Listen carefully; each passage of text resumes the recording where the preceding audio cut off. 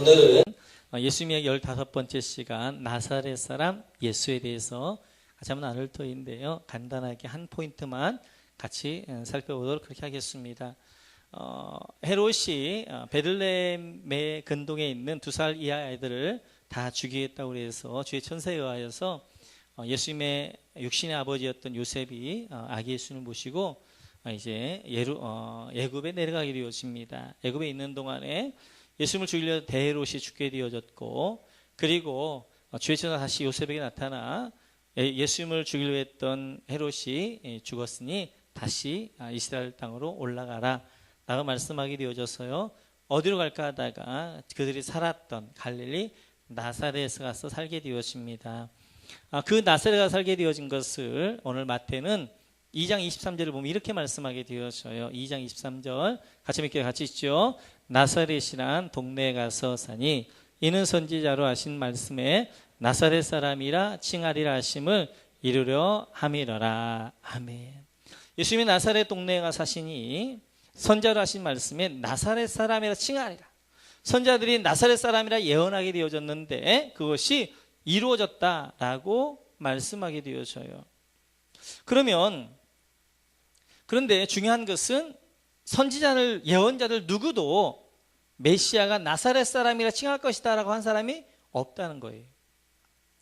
구약 성경 어디를 보아도 메시아가 예수님이 나사렛 사람이라 칭할 것이다 라는 말이 없다는 것입니다. 그러면 어떻게 되어지냐 하는 것이죠. 오늘 여러분들이 성경을 잘 보면 23절에 나사렛 사람 앞에 보면 디귿이라고 그래가지고 각주가 있습니다. 그 디귿을 내려가 보게 되어지면 이사야서 11장 1절에서 인용했다라고 말씀하게 되어져요. 그러니까 성경을 인용할 때는 어디서 인용했다라는 것들이 되어져 있는데 이사야서 11장 1절이라는 것입니다. 그러면 이사야서 11장 1절 한번 보겠습니다. 같이 읽죠. 같이 읽습니다. 시작. 이새 줄기에서 한 싹이 나며 그 뿌리에서 한 가지가 나서 결실할 것이요. 아멘. 여기에도 나사렛 사람이라는 말은 없습니다. 나사렛 사람이라는 말은 없는데 오늘 마태복음 2장 23절 나사렛 사람이다 이 말을 이사야서 11장 1절에 인용했다는 거예요. 그럼 여기에 뭘 인용했느냐 하는 것이지요. 11장 1절을 원어로 보게 되었으면 그 뿌리에서 한 가지가 날 것이요. 그런데 가지란 말이 원을 보면 나차르입니다. 나차르. 그래서 우리가 다 알다시피 히브리어는 모음이 없고 자음만 있어요. 그러니까 아야, 어여, 오요 이런 말이 없고요. 기역, 니은, 디귿, 니을 이 자음만 있습니다. 그래서 이 가지라고 하는 나차르나 나사렛이나 자음이 같아요. 니은, 시귿, 니을 같습니다. 그래서 이 이새의 줄기에서 이제 이새는 다윗의 아버지죠. 다윗의 아버지 이새의 줄기에서 한 가지가 나올 것인데 그 가지가 나사렛이다, 나차르다, 나차렛 나올 것이다 라고 말씀하게 되어져요. 이것을 가리켜서 성경에 워드플레이다 라고 해서 성경 구약은 그런 경우들이 많이 있습니다. 이 워드플레이에 대해서 오늘 오후에 제가 자세하게 설명을 드릴 거예요. 그래서 성경이 어떻게 한 단어를 가지고 어떻게 변화되어져 가는가, 그 대표적인 것이 예레미야 1장인데요 11절 말씀 같이 한번 읽어볼까요? 같이 죠. 시작. 여호와의 말씀이 또 내게 임하니라 이르시되 예레미야야 네가 무엇을 보느냐 하심에 내가 대답하되 내가 보나이다. 하나님께서 묻습니다. 예레미야야 네가 무엇을 보느냐 라고 했더니 예레미야가 내가 살구나무를 봅니다 라고 대답을 하게 되어지고 12절에 하나님 이렇게 말씀하게 되어지고 12절 같이 한번 읽어볼까요? 12절 읽습니다.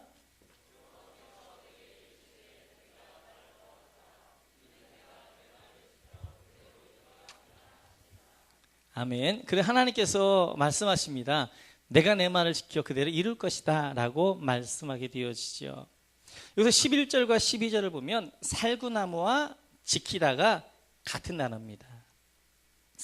이제 살구나무는 샤케드 그리고 지키다는 쇼케드가 되어져요. 그래서 자음 이제 그 히브리어 자음을 보게 되어지면 시옷, 키역, 디귿 같습니다. 그래서 네가 뭘 보냐? 살구나무를 봅니다. 네가 뭘 보냐? 그러니까 이 예레미야가 뭐라고 했어요? 제가 샤켓을 봅니다. 그때 내가 너에게 쇼켓 할 것이다 라고 말씀하게 되어지는 거예요. 그러면서 내가 너를 지킬 것이다 라고 말씀하게 되어져요. 그래서 대제사장이 옷에 보면 살구나무 방울을 달았어요. 살구나무 방울이, 살구나무가 뭐예요? 샤케드기도 하지만 그게 쇼케드가 되어지고 내가 너를 지킬 것이다 라는 약속이 되어지기도 하는 거예요. 그런 이야기는 제가 오후에 자세하게 설명을 드리도록 하겠습니다. 그런데 이런 이야기가 이제 성경 이런 워드플레이, 이런 단어를 통하여서 이렇게 하나님이 많이 설명을 하시는데요. 이렇게 나사렛, 나차르, 가지란 말을 통하여서 이제 예수님이 어떠한 곳에서 사실 것인가, 그리고 어떠한 삶을 사실 것인가, 그리고 누구를 부르실 것인가, 이런 이야기를 설명하고 있는 것들을 볼 수 있습니다. 계속해서 이 나차르라는 말이 성경에 많이 나오는데요. 예레미야서 한번 보시죠. 예레미야서 같이 읽자. 시작. 그날 그때 내가 다윗에게서 한 공의로운 가지가 나게 하리니 그가 이 땅에 정의와 공의를 실행할 것이라. 아멘. 여기서 보니까 다윗에게서 한 공의로운 가지가 날 것이다. 이 가지가 뭐예요? 나차르입니다. 나차르, 나사렛이 되어져요. 자, 예레미야 이제 23절 한번 보겠습니다. 같이 읽죠. 시작. 여호와의 말씀이니라. 보가 때가 이르리니 내가 다윗에게 한 의로운 가지를 일으킬 것이라. 그가 왕이 되어 지혜롭게 다스리며 세상에서 정의와 공의를 행할 것이며.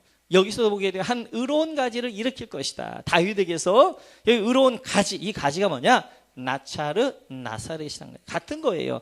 니은, 시긋, 니을입니다. 자음만 있는 거예요. 구약 히브리어는. 그 나중에 모음을 붙인 거예요. 그래서 뭐 나차르라고 하기도 하고 나세렛이라고 하기도 하고 쇼케드라고 하고 샤케드라고 하기도 하고 나중에 자음을 붙인 것이지, 모음을 붙인 것이지, 자음은 같은 거예요. 같은 단어인 거예요. 그 성경에 쓰여 있을 때는. 가장 이제 이 나차를 잘 설명하고 있는 것이 이사야서 53장 2절입니다. 같이 한번 볼까요? 같이 이제 시작. 그는 주 앞에서 자라나기를 연한순 같고 마른 땅에서 나온 뿌리 같아서 고운 모양도 없고 풍채도 없은즉 우리가 보기에 흠모할 만한 아름다운 것이 없도다. 아멘. 우리가 잘 알다시피 이사야서 53장은 고난받는 종 메시아에 대한 예언의 구약의 가장 중요한 장이에요. 거기 보니까 2절에 보니까 거기 보면 마른 땅에서 나온 뿌리 같아서 라는 뿌리라고 되어져 있는데, 거기도 각주를 보게 되어진 뭐라고 되냐, 밑에를 보면 줄기, 가지, 그렇게 되어져. 거기도 나차르가 되어지는 거예요. 그러니까 예수님은 나사렛 사람이다, 나차르다라고 그러는데 마른 땅에 나온 뿌리 같다는 것입니다. 생각을 해보세요. 마른 땅에 나온 가지라고 생각해 보세요. 가지가 옥토나 물이 풍성한 곳에서 가지가 나오게 되어지면 이 가지들이 수분을 먹으니까 이게 쑥쑥 자라게 되어지고 굉장히 튼실하게 올라올 거란 말이에요. 그런데 메마른 땅이에요. 마른 땅이에요. 물이 없는 땅이에요.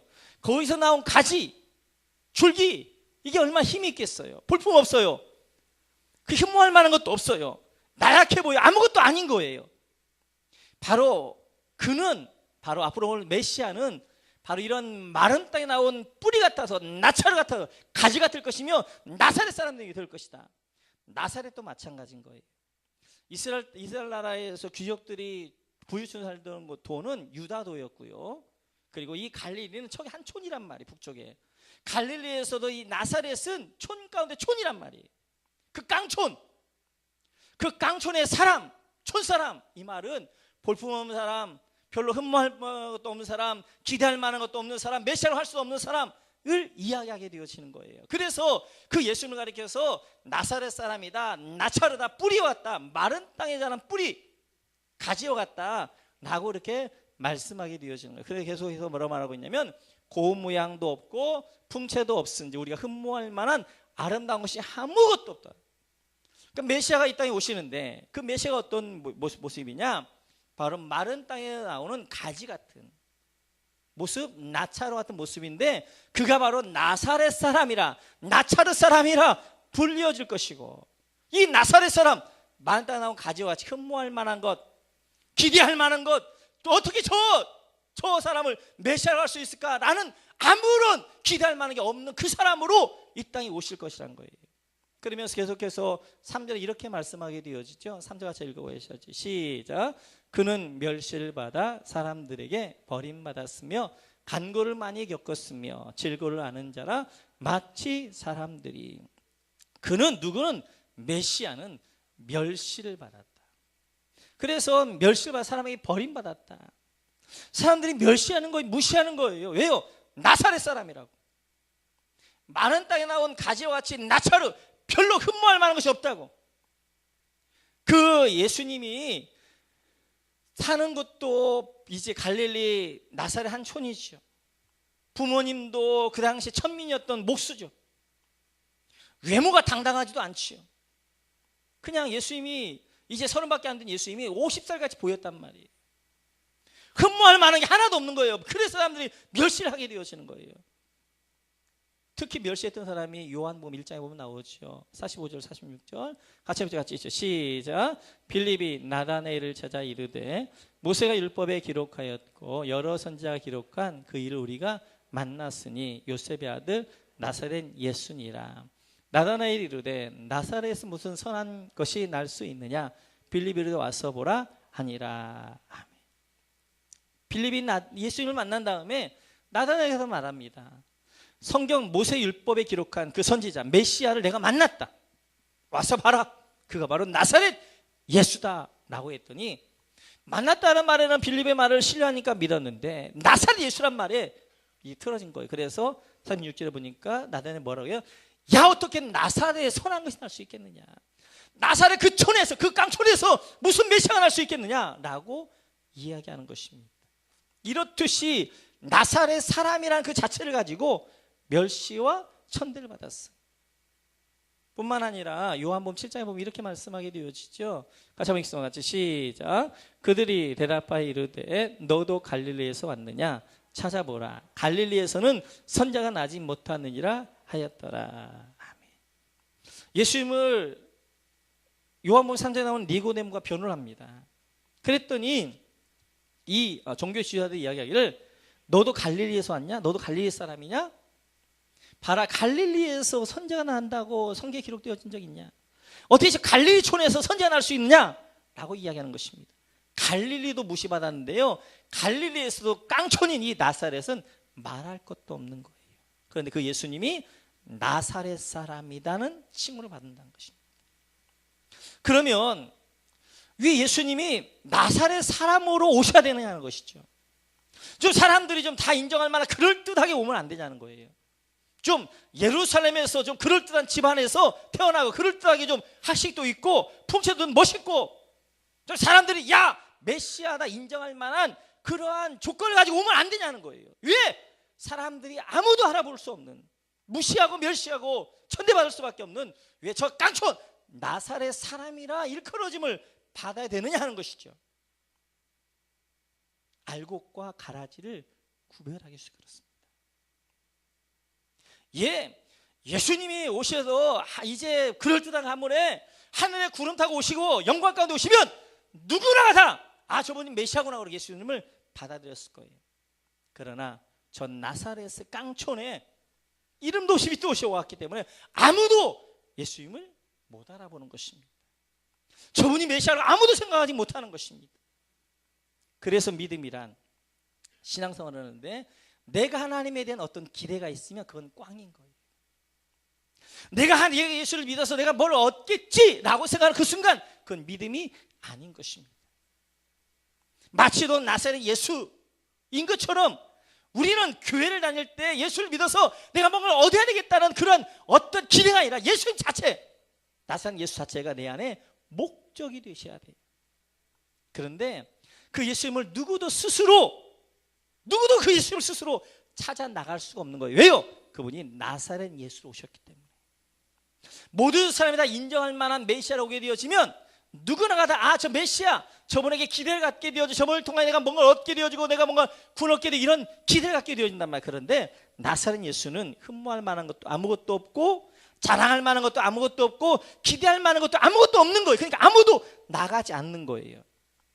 그 믿음이란 내가 하나님을 찾아 나가는 것이 아니라 내가 뭔가 예수를 메시아를 알아보고 그 메시아 앞에 내가 나가는 게 아니라 예수님이 나를 찾아오시는 것이 바로 믿음이요 구원이다라고 성경은 설명하고 있는 거예요. 요한복음 3장에 보면 이렇게 말씀하게 되어져요. 같이 한번 읽어볼까? 같이 시작. 모세가 광야에서 뱀을 든 것 같이 인자도 들려야 하리니. 아멘. 예수님께서 모세가 광야에서 뱀을 든 것 같이, 다 불뱀으로 죽어가는 그 시간에 모세가 불이뱀을 들었습니다. 그렇게 든 것 같이 인자, 내가 예수님이 들려야 할 것이다. 어디에 들려요? 십자가 위에 들려야 할 것입니다. 저주 가운데 들려져야 되는 것입니다. 그 십자가에 달린 예수를 아무도 메시아로 인정하지 않는 거예요. 왜요? 태어나서 사는 것도 나사렛이었죠. 천대한 멸시였죠. 죽어가는 것도 저주받은 자의 죽음이었던 십자가 나무에 달려 죽게 되어지죠. 힘이 없어서 메시아라는 자가 자기 하나 구원 못해가지고 그 종교 지도자들에게, 그 로마 권력에게 죽어가는 모습을 누구도 메시아 인정하지 않는 것이죠. 그런데 예수님이 왜 십자가에 달리셔야 되느냐? 요한복음 12장을 보면 이렇게 말씀하게 되어져. 같이 읽죠. 시작. 내가 땅에서 들리면 모든 사람을 내게로 이끌겠노라 하시니. 아멘. 메시아가 왜 땅에 들려야 되냐? 왜 십자가에 달리셔야, 왜 저주에 들고 죽으셔야 되느냐? 왜 누구도 인정하지 않는 메시아의 죽음과 같이 저렇게 처참하게 죽어야 되느냐? 예수님이 그 땅에서 들리면 모든 사람 예수님께로 이끄는 것입니다. 이게 구원인 거예요. 십자가에 달리시는 그 예수님이 한 사람 한 사람을 불러내시는 것입니다. 그래서 십자가에 달리게 하시는 것, 이게 구원이라는 거예요.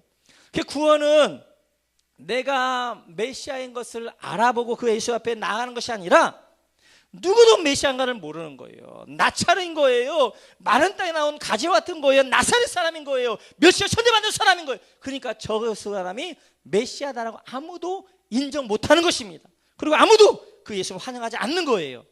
자기 땅에 오매 자기 백성이 영접하지 아니하니. 아무도 영접하지 않는 거예요. 그럴 때 하나님이 어떻게 하는 거예요? 한 사람 한 사람을 불러내는 거예요. 그를 십자가에 달리시 그분이 그렇게 이끌어내시는 거예요. 그리고 십자가의 삶을 살아가게 하시는 것입니다. 그래서 예수님이 나사렛 사람이라 일컬어 받게 되시는 거예요. 그리고 나사렛 사람들을 살게 되시는 거예요. 천대받고 멸시받게 사는 거예요. 왜요? 예수님은 아직 영광의 주로 오시는 것이 아니라 고난받는 종으로 오시기 때문에, 하나님의 영광을 드러내 오시는 것이 아니라 영광을 하나님 안에 감추어 오시기 때문에 아무도 메시아인 것을 스스로 알아보면 안 되는 거예요. 하나님이 그를 이끌어내서 깨닫게 하시니까 눈이 열리니까 메시아인 걸 알아보고, 아, 나사렛 예수가 왜 나사렛에 태어나셨고 왜 십자가에 달리셨는가, 그 다음에 깨닫게 되어지는 것입니다. 그래서 그 다음에 성도들은 이렇게 고백하는 거예요. 사도행전 2장을 한번 보시겠습니다. 같이 읽죠. 같이 시작. 이스라엘 사람들아, 이 말을 들으라.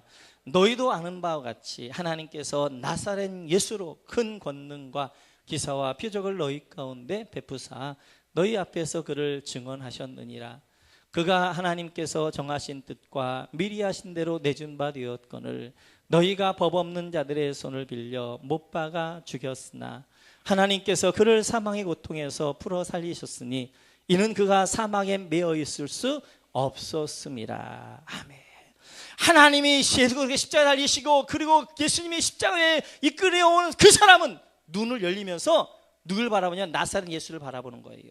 나사렛 예수를 바라보며 눈이 열리면서 그 예수가 자랑이 되어지는 것입니다. 이제는 베드로가 최초에 설교할 때 누굴 자랑하느냐? 나사렛 예수를 자랑하게 되어지는 거예요. 나사렛 예수에게 하나님의 큰 권능과 기사와 표적을 너희 가운데 보이셔 그를 하나님이 증언하셨다라고 증거하게 되어지는 것입니다. 서양 사람들은 십자가의 도가 미련한 것입니다.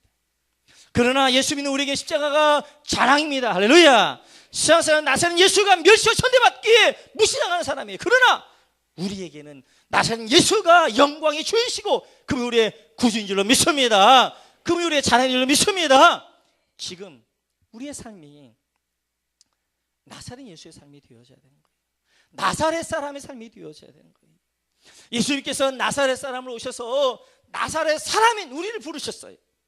이 땅 가운데 내놓을 것 없고 이 땅 가운데 다른 데서 흠모할 것 없고 자랑할 것 없는 우리 같은 나사렛 사람, 이 사람을 나사렛 사람이신 예수님께서 부르셨고 이제 우리로 하여금 나사렛 사람의 삶을 살아라 말씀하시는 거예요. 이제는 소외되고 억눌리고 힘없고 연약한 자의 편이 되어져라 말씀하시는 거예요. 교회가 겸손하게 내려와야 됩니다. 내려와서 이 땅에 힘없는 사람들, 이 민족뿐만 아니라 열방 가운데 힘없고 연약한 사람들을 가서 안아줘야 되는 거예요. 품에 안는 거예요. 안아야 되는 거예요. 그리고 그 소외되고 억눌린 사람들 향하여서 나아가야 되는 것입니다. 이제는 나사렛 예수로 오신 그 주님이 이제는 나사렛 사람과 같은 우리를 부르셨고, 이제는 너희가 나사렛 사람으로 살아라, 그리고 나사렛 사람을 찾아가라, 그리고 그들의 친구가 되어져라 라고 말씀하게 되어지는 것입니다. 우리 모두가 이 땅을 살면서 이제는 예수 그리스도를 내가 믿었다면, 이제는 예수 그리스도는 아직 영광의 주로는 재림 때 오시는 거예요. 그렇기 때문에 내가 예수 믿는 그 순간 갑자기 막 부자가 되어지고, 예수 믿는 그 순간 내가 갑자기 성공하고 이러지 않습니다. 훨씬 더 예수 안 믿는 사람이 거짓과 술수와 불의로 더 많이 부자가 되어지고 훨씬 더 성공하고 그런 시스템으로 되어져 있어요. 예수를 믿어서 바르게 정직하게 하게 되어지면 이 땅 가운데 고난받고 멸시받고 그리고 억눌리고 그렇게 되어져 있습니다. 왜요? 아직은 나사렛 사람인 거예요. 아직은 나사렛 사람. 그래서 이 땅을 예수를 믿으면서 우리가 자꾸만 성공해야 되겠다, 내가 예수를 믿으면 나에게 하나님 복을 주시겠지, 이런 기대가 아니라 내가 나사렛 예수와 함께, 나사렛 사람이었던 예수님과 함께 십자가의 길, 낮은 길, 그리고 소외되고 연약한 자들의 편의를 그들과 함께 사는 그 삶들을 살아가야 되는 것입니다. 이제는 교회가 겸손해야 되고요, 성도들이 겸손해야 됩니다.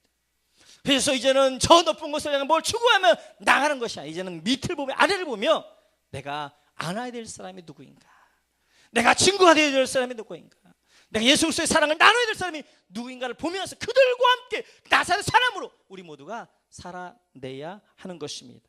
우리 목원교회가 그러한 나사렛 사람의 교회, 우리 모든 목원교회 성도님들이 나사렛 사람의 삶을 살아가는 교회가 되시기를 주님의 이름으로 축원합니다.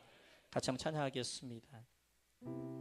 가난한 영혼, 억눌 영혼, 지극히 작은 영혼까지 주의 사랑 베푸는 우리가 됐으면 좋겠고요. 예수님은 지극히 작은 자에게 한 것이 나에게 한 것이다 말씀하시는 거예요. 동일시하게 되어지는 거예요. 이제는 우리가 예수를 믿어서 내가 더 부자가 돼야 되겠다, 내가 더 성공해야 되겠다, 이런 기복주의가 아니라 주신 하나님의 사랑을 가지고 나눠야 되겠다. 이 땅 가운데 열방 가운데 저 필리핀에 하나님의 사랑을 목말하고 있는 그 아이들에게 가서 전해야 되겠다. 저 미얀마에, 저 인도 땅에, 저 캄보디아에, 그리고 이 땅 가운데도 이제 여러 가지 소외받고 억눌린 사람들이 표현되어야 되겠다라고 우리가 마음 먹고 그런 사람들을 살아가셔야 됩니다. 우리 한번 가난한 영혼 찬양하면서 앞에 나가겠습니다. 가난한 영혼, 억눌 영혼. 가난한 영혼, 억눌린 영혼, 지극히 작은 영혼까지 주의 사랑을 베풀리라. 아름다운 그 사랑을 연약한 영혼,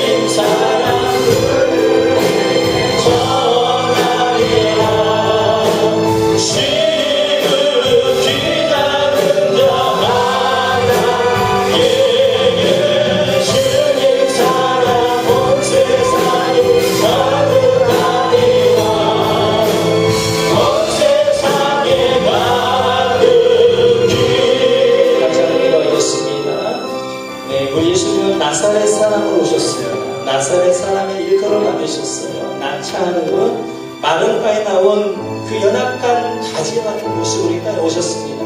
아무도 메시아인 줄 알아보지 못하지 어떻게 나사렛에서 선한 것이 날 수 있느냐라고 말씀하셨습니다. 나사렛에 오신 그 예수님, 바로 나사렛 사람과 같은 나를 부르러 오셨고요. 그리고 우리가 나사렛 사람으로 살라 말씀하십니다. 하나님, 이제는 주의 이 영원한 생명 얻었으니 이제는 나사렛 사람을 살겠습니다. 연약한 영혼, 젊음에 빠진 영혼, 이제는 그 영혼들을 보며 그 영혼들을 위로하며 그 영혼들을 세워가며 그렇게 살겠습니다. 지극히 작은 자라에게 한 것이 나에게 한 것이다 말씀하시니 하나님의 사랑을 흘려보내는 통로가 되어주겠습니다. 축복의 통로로 살겠습니다. 라고 우리 한번 결단하며 함께 나아가겠습니다. 주여, 한번 한번 기도하기도 하겠습니다. 주여,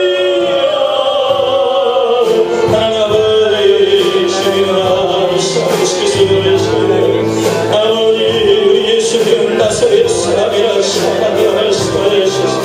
아버지, 이스와 가들이 강조받으려 나사렛 하나님 중사람이라 그리시면서 하나님 당신은 마른 땅에 가지로 지나는 것을 보셨습니다. 아버지 하나님, 이 나사렛 사람과 구원하는 것이 없어.